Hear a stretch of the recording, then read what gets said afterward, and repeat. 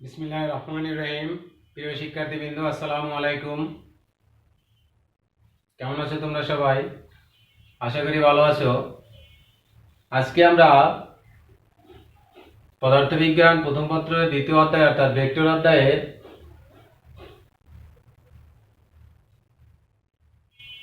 সর্বশেষ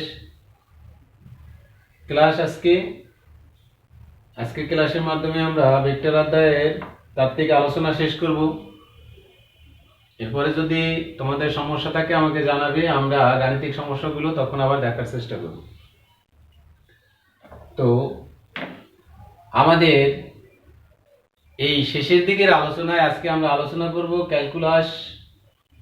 এই ক্যালকুলাস আমরা এর আগের ক্লাসগুলিতে আমরা ক্যালকুলাস, সমাকলন, ব্যবকলন নিয়ে আলোচনা করেছি। অপারেটর, চলক, অপেক্ষক এগুলো আমরা জেনেছি। আজকে আমরা একটি বিশেষ ধরনের অপারেটর, এই বিশেষ ধরনের অপারেটর সম্পর্কে আমরা জানব। আমাদের এই যে অপারেটরটা, সেই বিশেষ ধরনের অপারেটরটার নাম হলো ভেক্টর ব্যবকলনীয় অপারেটর। আমরা আগে বলেছি সাইন, কস, ট্যান, যোগ, বিয়োগ, গুণ, ভাগ, সমাকলন, ব্যবকলন সবগুলোই কিন্তু অপারেটর। ঠিক তেমনি একটি স্পেশাল অপারেটর আছে। এই স্পেশাল বা বিশেষ অপারেটরটার নাম দিয়েছি আমরা ভেক্টর ব্যবকলনীয় অপারেটর, যেটাকে আমরা বলে থাকি ডেল। সিম্বলটা আমরা লিখি কিভাবে, ডেল। এই ডেল সমান সমান হচ্ছে i del by del x plus J del by del Y plus K delta by delta z. এখানে এটাকে আমরা এভাবে লিখি, এটা দ্বারা আমরা ডেল্টা বুঝি, ডেল্টা। তাহলে আই ডেল্টা ভাগ ডেল্টা এক্স, জে ডেল্টা ভাগ ডেল্টা ওয়াই, কে ডেল্টা ভাগ ডেল্টা জেড। এটার কার্যক্রম কিন্তু এই ডেল বাই ডেল এক্স, এটা কিন্তু ডি বাই ডি এক্স এর অনুরূপই। তবে এটা একটি স্পেশাল অপারেটর, এই জন্য এটাকে আমরা ডেল্টা দ্বারা, ডি দ্বারা প্রকাশ না করে ডেল্টা দ্বারা প্রকাশ করেছি, আর কিছু না। কারণ এর ব্যবহার বিধি আগের মতো এটা কাজ করবে। তো যাই হোক, এই যে বিশেষ ধরনের অপারেটর, এটাকে আমরা বলি ভেক্টর ব্যবকলনীয় অপারেটর। এই অপারেটরটির একটি বিশেষ সুবিধা হলো, এই অপারেটরটি দ্বারা কোনো একটি রাশিকে এক্স, ওয়াই এবং জেড তিনটি অক্ষ বরাবরেই আমরা তাকে ব্যবকলন করতে পারবো, বা তিনটি অক্ষ বরাবরই তার ব্যবকলন সংঘটিত হবে। তো এই ভেক্টর ব্যবকলনীয় অপারেটর, যেটা আমরা বলেছি ডেল সমান কত, I del by del x, j del by del y, k del by del z, এটাকেই আমরা বলবো ভেক্টর ব্যবকলনীয় অপারেটর। একটা বিশেষ ধরনের অপারেটর অর্থাৎ ব্যবকলন। এই ভেক্টর ব্যবকলনীয় অপারেটরের কিছু ব্যবহার আছে, সেই ব্যবহারগুলো আমরা জানবো। এর ব্যবহার যখন এই ভেক্টর ব্যবকলনীয় অপারেটরটাকে কোনো একটি স্কেলার ফাংশনের উপরে অপারেট করা হয় বা প্রয়োগ করা হয়, তখন সেই ফাংশনটি একটি ভেক্টরে রূপান্তরিত হয়। আমি আবার বলছি, ভেক্টর ব্যবকলনীয় অপারেটর যখন কোনো একটি স্কেলার ফাংশনের উপরে অপারেট করা হয়, তখন সেই ফাংশনটি একটি ভেক্টর রাশিতে রূপান্তরিত হয়ে যায়। যেমন মনে করি আমরা ফাই সমান সমান দেয়া আছে 2x² y - 3yz plus z³ তাহলে এই ফাই একটি স্কেলার ফাংশন। এই স্কেলার ফাংশনের উপরে যখন আমরা ডেল অপারেট করব, তখন আমরা লিখব ডেল ফাই। এই ডেল ফাই, এটার মানে হচ্ছে ভিন্নভাবে আমরা বলি, এটা হলো ফাই এর গ্রেডিয়েন্ট। ফাই এর গ্রেডিয়েন্ট বা গ্রেডিয়েন্ট অফ ফাই বলে থাকি আমরা ডেল ফাই। এই ডেল ফাই যদি করি, অর্থাৎ ফাই এর উপরে ডেল অপারেট করি, তাহলে এই যে স্কেলার ফাংশনটা বা স্কেলার ক্ষেত্রটা, সেটা একটা ভেক্টর ক্ষেত্রে রূপান্তরিত হয়ে যাবে। যেমন যদি আমরা দেখি ডেল কত হবে 2x², সরি আমরা মানটা বসিয়ে দেই, তাহলে কত হবে i del by del x plus J del by del Y plus K delta by delta z. এর সাথে অপারেটর হবে কত 2x² y - 3yz plus z³ এটাকে যদি আমরা অপারেট করি, তাহলে এটা সমান সমান কত আসবে আমাদের i del by del x পুরোটা delta by delta x of 2x square y minus 3yz plus z cube plus z delta by delta z of 2x square y minus 3yz plus z cube plus k delta by delta z into 2x square y minus 3yz plus z cube এটা তাহলে এই যে পেলাম এটাকে যদি আমরা বেডের ব্যবকলন করি তাহলে আসবে কত আমাদের বা ডেল ফাই সমান সমান আসতেছে আমাদের এটাকে যদি করি তাহলে এখানে করতে হবে x সাপেক্ষে তাহলে 2 এবং y হলো ধ্রুবক তাহলে 2y আর x স্কয়ার কে ব্যবকলন করলে হয় আমরা জানি 2x x square K d by dx of x square সমান কত 2x to the power 2 minus 1 তার মানে 2x টু দি পাওয়ার 1 সমান কত 2x তাহলে এটা কত 2x তাহলে এখান থেকে আমরা লিখতে পারি 2x আর এখানে আছে কত y তাহলে 2 into 2 4xy 2 into 2 4xy minus 3yz এখানে কিন্তু কোনো x নাই তার মানে মাইনাস 0 কারণ এটা x সাপেক্ষে ধ্রুবক সুতরাং ব্যবকলন করলে কত হবে 0 সামনে কিন্তু i আছে আমাদের i কমন নিলে 4xy minus 0 plus z cube এখানেও কিন্তু x নাই তার মানে এটাও কত 0 প্লাস z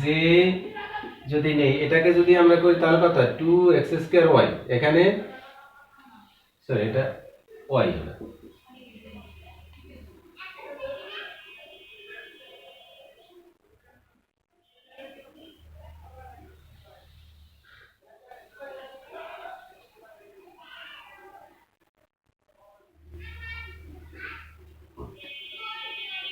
এটা y তাহলে এখানে যদি হয় আমাদের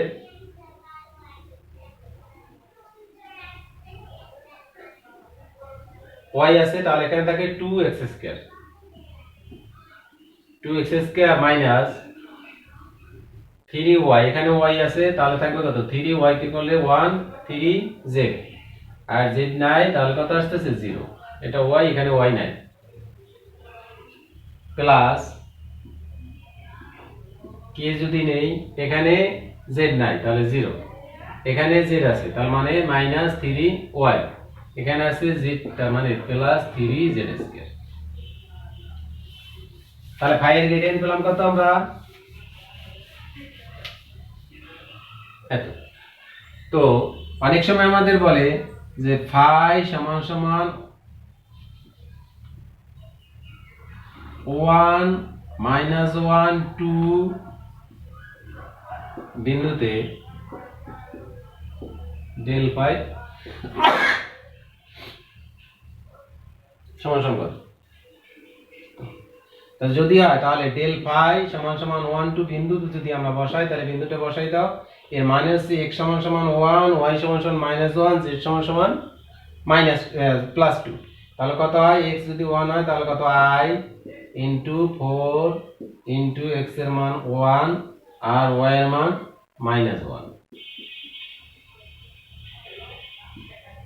-0 এটাই হলো প্লাস j কমন নিলে 2 into 1 square minus 3 into 2 যেহেতু z এর মান হলো আমাদের 2 প্লাস k এটা যদি নেই আমরা তাহলে আসবে কত 0 minus 3 into -1 3 into -1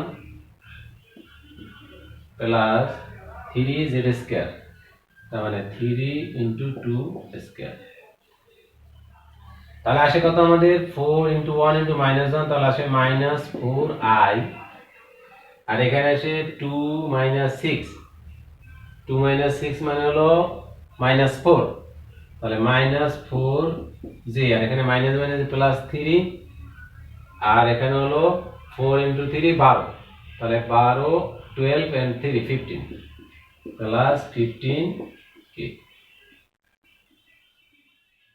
তাহলে দেখো ফাই ছিল আমাদের একটা স্কেলার ফাংশন তার ব্যবকলন করে আমরা একটা ভেক্টর রাশি পেয়েছি এভাবে কোনো একটা রাশিকে ব্যবকলন করে আমরা ব্যবকলন কোনো একটা রাশির উপরে যদি আমরা ডেল অপারেট করি স্কেলার রাশির উপর, তাহলে একটি ভেক্টর রাশি উৎপন্ন হয়, এটাকে আমরা কি বলি?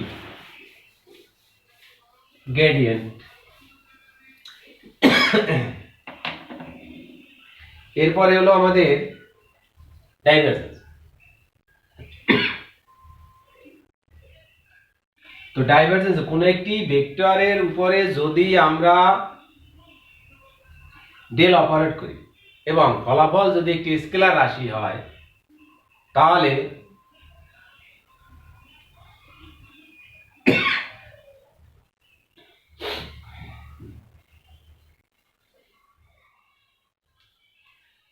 সেটাকে আমরা বলবো ডাইভারজেন্স, অর্থাৎ ডেল ডট ভি, যেখানে ভি একটি ভেক্টর রাশি, মনে করো 4i - 7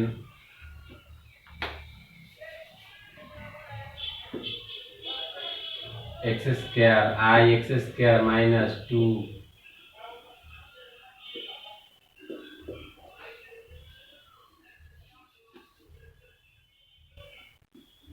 2xi - 3yz cube z - 4k x y cube।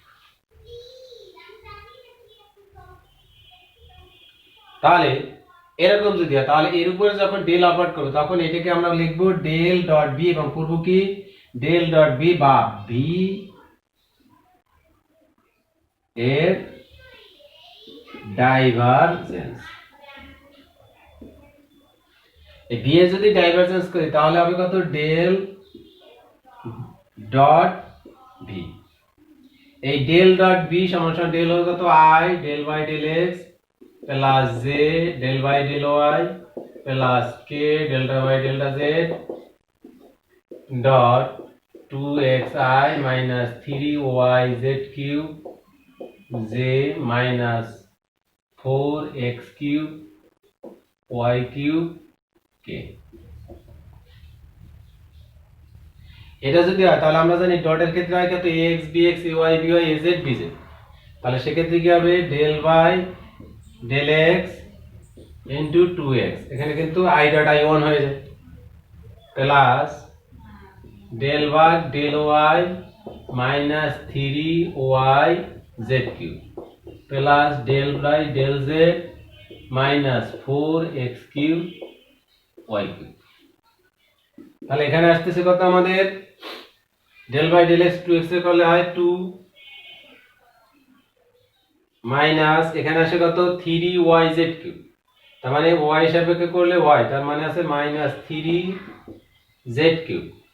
R del by del z এর ভিতরে z নাই, তাহলে এটা আসে কত? 0, তার মানে আসে 2 মাইনাস 3z কিউব। একই ভাবে যদি আমাদের একটা বিন্দু দেওয়া থাকে যে 1 মাইনাস 1 4, বিন্দুতে ডেল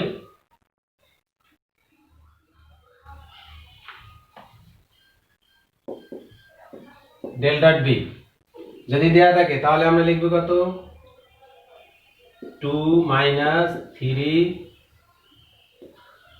ইনটু এর মান কত? 4 কি 64, 2 মাইনাস 3 ইনটু 64, 2 মাইনাস 12 318 আর 19 192, তার মানে মাইনাস 190। তাহলে এটাকে কি পেলাম আমরা? রেজাল্ট হলো কি আমাদের একটি স্কেলার। তাহলে এই কোন একটি ভেক্টর রাশির উপরে যদি আমরা ডেল অপারেট করে একটি স্কেলার রাশি পাই, তাহলে এই যে প্রক্রিয়াটা, সেই প্রক্রিয়াটার নাম দিয়েছি কি আমরা ডাইভারজেন্স। সহজ কথা বললে ডেল ডট ভি, যদি ভি একটি ভেক্টর হয় তাহলে ডেল ডট ভি হলো ভি এর ডাইভারজেন্স। আর ফাই একটি স্কেলার হলে আমরা আগে বলেছিলাম ডেল ফাই হলো কি ফাই এর গ্রেডিয়েন্ট। একইভাবে এই ভেক্টর ব্যবকলনীয় অপারেটর আরেকটি প্রয়োগ আছে, সেটা হলো কোন একটি ভেক্টর রাশির উপরে যদি সেটাকে আমরা প্রয়োগ করি ক্রস গুণন আকারে, অর্থাৎ ভেক্টরের উপর তাকে প্রয়োগ করবে এবং গুণফলটা কি হবে? ভেক্টরই হবে। সেই ক্ষেত্রে সেটাকে আমরা বলি কার্ল, অর্থাৎ ডেল ক্রস ভি। যেমন ভি সমান সমান ধরি আমরা, ভি সমান সমান একটু সহজ ধরি যে 2x plus 3y minus 4z। Z, I 2x J 3y K 4z। এটা সহজ দিলাম। তাহলে ডেল ক্রস বি, সুতরাং এটাকে কি বলবো, বি এর কার্ল, বি এর কার্ল। এই বি এর কার্ল বা curl of V del cross B. তাহলে ডেল ক্রস বি সমান সমান কত হবে, আমরা সেই আগের মতো লিখবো i delta by delta x plus j delta by delta y plus K delta by delta z cross কত হবে i 2x plus j 3y minus k 4z। তাহলে এটাকে যদি করি আমরা জানি নিয়ম হলো কত, i j k del by del x del by del y delta by del z কত আসবে 2x 3y মাইনাস 4z। তো এটা যদি করি তাহলে এটার ফলাফল আমি দেখো ডেল বাই ডেল ওয়াই ব্যবকলন হলো কত z, del by del z y. তাহলে আমরা যদি আমরা আচ্ছা করে ফেলি, তাহলে করে যদি হয় তাহলে কত হবে আই কমন এলে del by del y minus 4z minus del by del z 3y।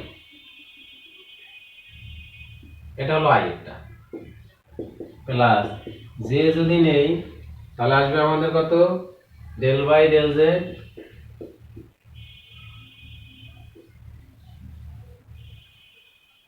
Del by del Z 2x minus del by del X minus 4z plus K যদি নেই আমরা, কে এর ক্ষেত্রে আসে এটা এটা del by del X 3y minus del by del Y 2x। তাহলে এখানে দেখো এখানে y নাই, এখানে z আছে, এখানে z নাই, এখানে z এখানে z নাই, এখানে x এখানে x নাই, এখানে x এখানে x নাই, এখানে y এখানে y নাই। তার মানে এগুলো করলে সব কি আসে শূন্য, শূন্য i প্লাস শূন্য j প্লাস শূন্য k। যদি শূন্য না হতো অন্য মান থাকতো তাহলে ভিন্ন মান আসতে হতো। তাহলে কত পেলাম আমরা, এটা একটি নাল ভেক্টর হলো বা শূন্য ভেক্টর, এটা অবশ্যই ভেক্টর, কারণ ডেল ক্রস বি যেহেতু করছে এটা একটি ভেক্টর। তাহলে কত পেলাম আমরা, শূন্য পেলাম। তো এই যে এরকম করে কি করতে করে একটি ভেক্টরের আমরা কার্ল বের করতে পারি। তবে এখানে আমরা সমাধানটা নিয়েছি, আমাদের রেজাল্টটা শূন্য আসছে। যদি কখনো শূন্য হয় তখন আমরা বলি যে ভি হলো অঘূর্ণনশীল। আচ্ছা আমি শর্তগুলো বলে দিচ্ছি, একটু মনোযোগ দিয়ে শোনো। যদি কোনো একটি ভেক্টরের ডাইভারজেন্স শূন্য হয় ভেক্টরটি হবে সলিনয়েডাল। কোনো ভেক্টরের ডাইভারজেন্স যদি শূন্য হয় তাহলে ভেক্টরটি হবে সলিনয়েডাল। অর্থাৎ একটা ভেক্টরের ডাইভারজেন্স করব, ডাইভারজেন্স করার পর যদি রেজাল্টটা শূন্য আমরা বলবো ভেক্টরটি সলিনয়েডাল বা ঘূর্ণনশীল, সলিনয়েডাল বা ঘূর্ণনশীল। আর যদি কোনো একটি সলিনয়েডাল, ভেক্টরটি সলিনয়েডাল কোনো ডাইভারজেন্স। আর যদি কাল শূন্য হয় তাহলে কি বলবো আমরা, কাল শূন্য হয় তাহলে আমরা বলবো ভেক্টরটি অঘূর্ণনশীল। কোন একটি ভেক্টরের ডাইভারজেন্স শূন্য হলে ভেক্টরটি সলিনয়েডাল, এবং কোন একটি ভেক্টরের কাল যদি শূন্য হয় তাহলে ভেক্টরটি হবে অঘূর্ণনশীল। কোন একটি ভেক্টরের কাল করে যদি আমরা শূন্য না পাই অর্থাৎ ভিন্ন কোনো মান পাই, শূন্য যদি না হয় অর্থাৎ কোন একটি ভেক্টরের কাল যদি শূন্য না হয় তাহলে সেই ভেক্টরটিকে আমরা বলবো অঘূর্ণনশীল। সেই ভেক্টরটিকে কি বলবো আমরা, অঘূর্ণনশীল। যাই হোক, আজকে আমরা আই পর্যন্ত শিখলাম। আমরা আগে বলেছিলাম যে ভেক্টর অধ্যায়ের আজকে আমাদের শেষ ক্লাস। এই অধ্যায় সম্পর্কিত আমাদের তাত্ত্বিক আলোচনা শেষ। এরপরে গাণিতিক কিছু সমস্যা তোমরা বাসায় সমাধান করবা। যদি কোনোটা সমস্যা হয় আমাকে জানাবে, ইনশাআল্লাহ আমি সমাধান করার চেষ্টা করব। খোদা হাফেজ, ভালো থেকো সবাই।